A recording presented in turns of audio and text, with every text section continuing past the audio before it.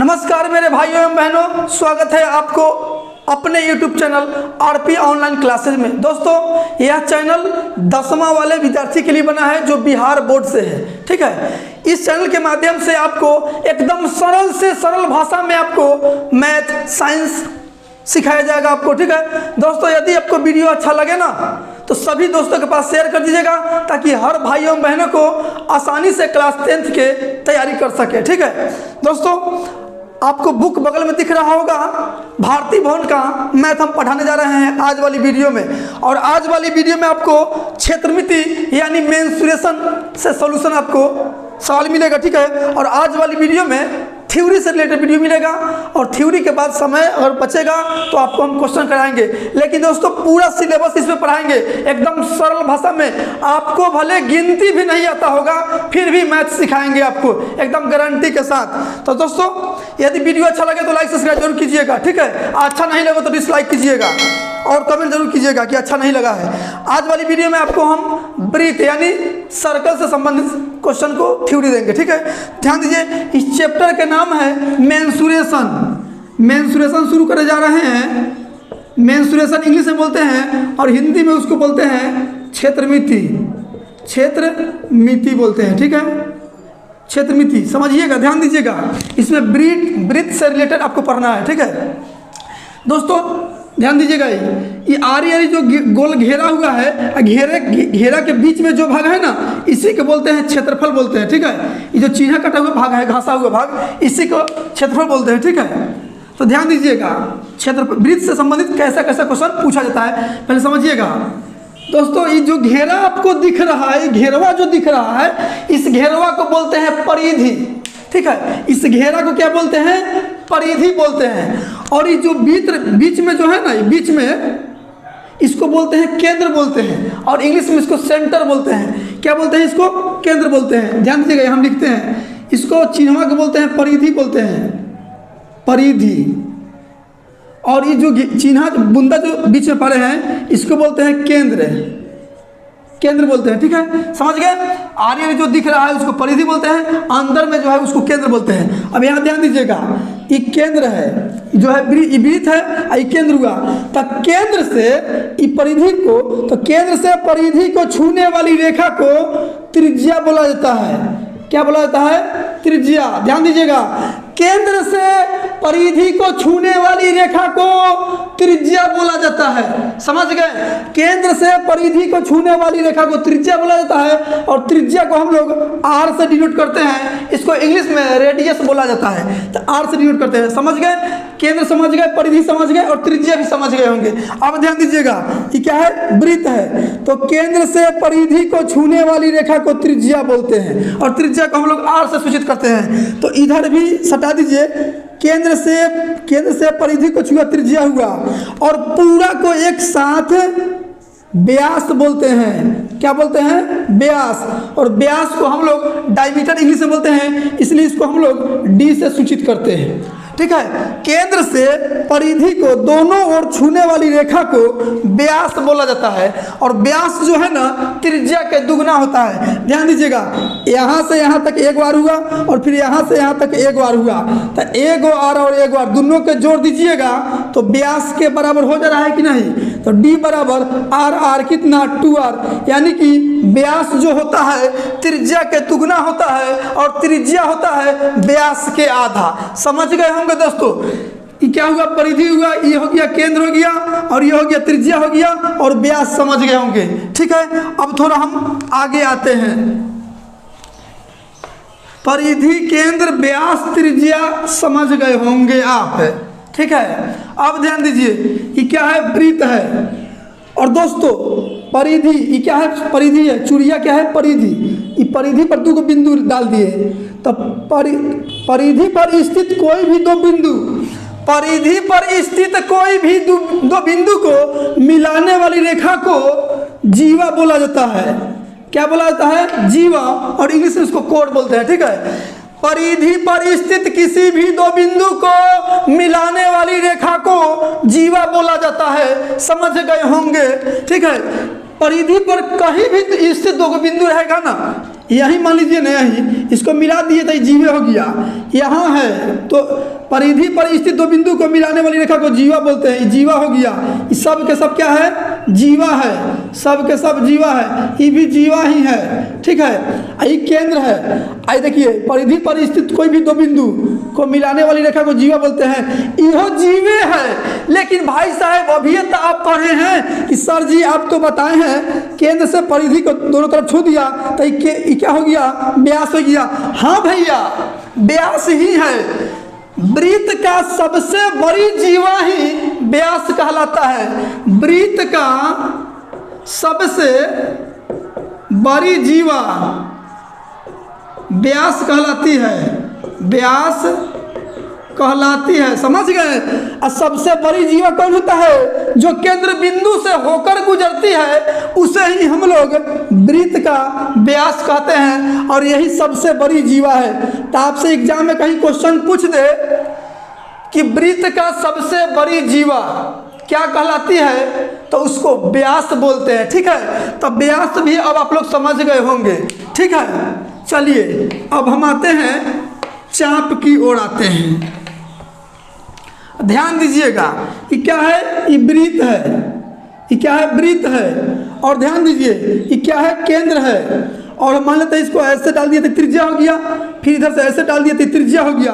ये दोनों जो है त्रिज्या ही है, और ये केंद्र O है, ठीक है। और यहाँ नाम दे देते हैं हम A, और यहाँ नाम दे देते हैं B। तो ये AB जो है ना, ये टुटलाहा भाग, इतना भाग जो घोंस रहे हैं, इसको बोला जाता है चाप बोला जाता है। क्या बोला जाता है? चाप बोला जाता है। और चाप का लंबाई भी पूछ देता है एग्जाम में। जो इस बार जो एग्जाम हुआ है क्लास 10th का, उसका क्वेश्चन हम कराएंगे आपको, ठीक है। पहले इसे समझ जाइए, चाप बोलते हैं। और इसको कौन चाप बोलते हैं? तो छोटा है ना, तो छोटा है तो लघु चाप बोलेंगे, छोटा है तो लघु चाप, और जो बचा उसको दीर्घ चाप बोलेंगे, दीर्घ चाप बोलेंगे, समझ गए। चलिए हम थोड़ा आपको फार्मूला बताते हैं, ठीक है। चलिए ध्यान दीजिए, ये क्या है? ये एक प्रकार के वृत्त, एक प्रकार का नहीं, वृत्त है, ठीक है। वृत्त क्या जानते हैं? साइकिल में जो रिम होता है ना, वही वृत्त है, ठीक है। आर पार जो दिख जाता है। चलिए वृत्त से क्या संबंधित पूछा जाएगा आपसे क्वेश्चन? वृत्त का क्षेत्रफल पूछा जाएगा। दोस्तों वृत्त का क्षेत्रफल होता है पाई आर स्क्वायर। ये सब हम प्रूफ कर चुके हैं, समझ रहे हैं। कंपटीशन का मैथ पढ़ाए थे तो उसमें ये प्रूफ किए थे कि आखिर पाई आर स्क्वायर ही क्यों होता है। लेकिन आपको याद रखना है कि वृत्त का क्षेत्रफल पाई आर स्क्वायर होता है। लेकिन यदि आप चाहते हैं कि कैसे होता है तो कमेंट जरूर कीजिए, आपके लिए हम सिद्ध करके बताएंगे आपको, ठीक है। लेकिन याद रखिए, वृत्त का क्षेत्रफल पाई आर स्क्वायर, और वृत्त का परिधि पूछा जाएगा। वृत्त का परिधि, परिधि क्या होता है? तो 2 पाई आर होता है। वृत्त का क्षेत्रफल पाई आर स्क्वायर, अब वृत्त का परिधि 2 पाई आर, ठीक है। चलिए अब ये क्या है? केंद्र हो गया, ये परिधि की लंबाई जो है ना 2 पाई आर, इसका क्षेत्रफल जो होगा पाई आर स्क्वायर। अब ध्यान दीजिए, अब यहाँ त्रिज्या हो गया और ये त्रिज्या हो गया, ठीक है। ओ नाम दे दिए, यहाँ A और B, और AB चाप की लंबाई पूछ दिया जाएगा। AB चाप की लंबाई निकालना हो तो कैसा फॉर्मूला लगाएंगे? तो दोस्तों ये पूरा तो एक प्रकार के परिधि है, ये पूरा क्या हुआ? परिधि हुआ। परिधि का ही छोटा सा एगो टुकड़ा है। ये भी जो रेखा है, ये भी चाप, ये वृत्त के परिधि के छोटा सा एक टुकड़ा है। तो वृत्त का परिधि क्या होता है? 2 पाई आर। इसका मान निकालना हो ना, ए बी चाप की लंबाई, तो कुछ नहीं, परिधि का थीटा बटा 360 कर दीजिएगा तो इस चाप की लंबाई निकल जाएगा। इतना चाप की लंबाई यानी कि 2 पाई आर थीटा बटा 360। थीटा कहाँ रहेगा? यहाँ रहेगा थीटा, यानी यहाँ कोण का मान दिया रहेगा 30 degree, 40 degree, 50 degree, 60 degree, 120 degree, ठीक है।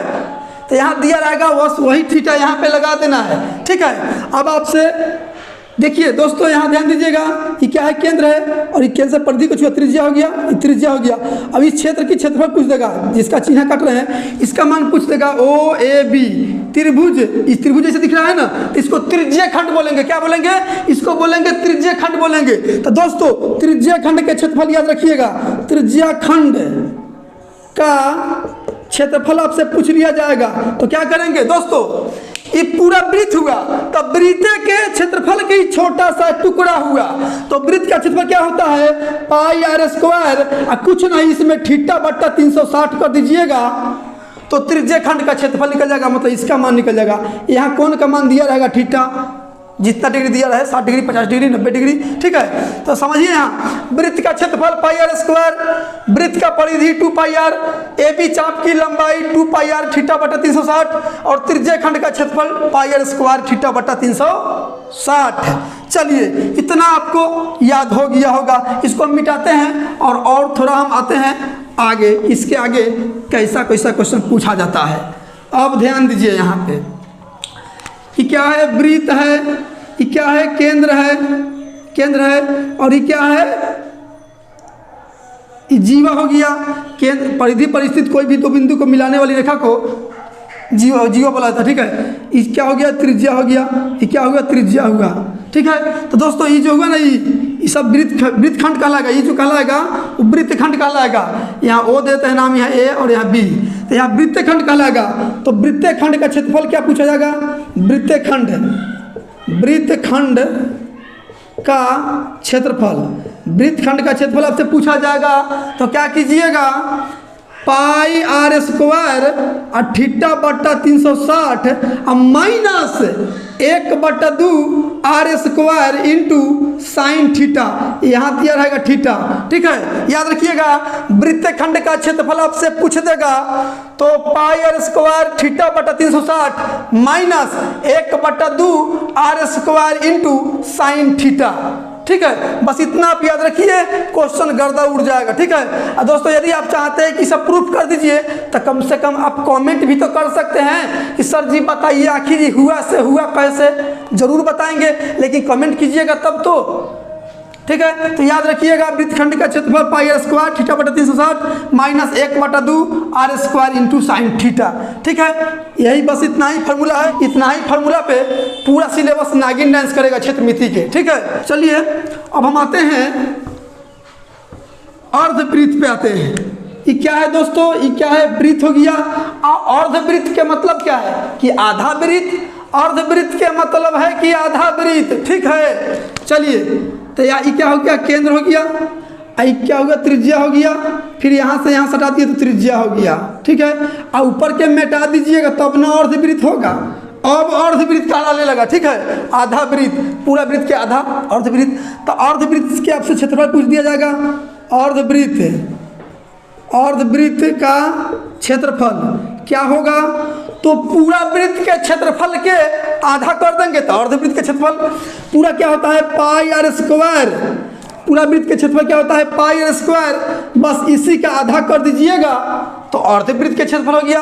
अब अर्धवृत्त के परिमाप भी पूछा जाएगा, अर्धवृत्त का परिमाप, अर्धवृत्त का परिमाप क्या होता है, ध्यान दीजिए दोस्तों, यहाँ ध्यान दीजिए। ये पूरा क्या हो गया, ये पूरा घेरा की लंबाई क्या हो गया 2 पाई आर, तो आधा की कितना हो जाएगा, ये आधा कर दिए तो आधा क्या हो जाएगा आधा कर देंगे, यानी कि पाई आर हो गया, यानी कि पाई आर। लेकिन इतना ही के ना पाई आर हुआ, यहाँ तो ये घेरा हुआ है, इतना इतना घेरा हुआ है, तो एक बार 2 आर इसमें जोड़ दीजिएगा तो अर्धवृत्त के परिमाप हो जाएगा, ठीक है।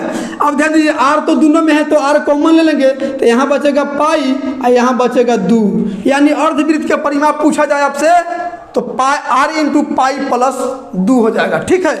चलिए हो गया अर्धवृत्त का परिमाप और अर्धवृत्त का क्षेत्रफल, ठीक। तो दोस्तों आज वाली वीडियो में केवल थ्योरी रहने देते हैं। यदि वीडियो आपको अच्छा लगे तो दोस्तों के पास शेयर कीजिएगा ताकि हर भाई, छोटे भाई और छोटे बहन जो है आसानी से मैथ का सोल्यूशन कर सके। और सभी विषय का इस पर तैयारी कराया जाएगा क्लास 10th के BSc मतलब बिहार बोर्ड का, ठीक है। तो वीडियो अच्छा लगा हो तो लाइक सब्सक्राइब जरूर कीजिएगा। मिलते हैं अगली वीडियो में, आज की इतना ही, थैंक यू।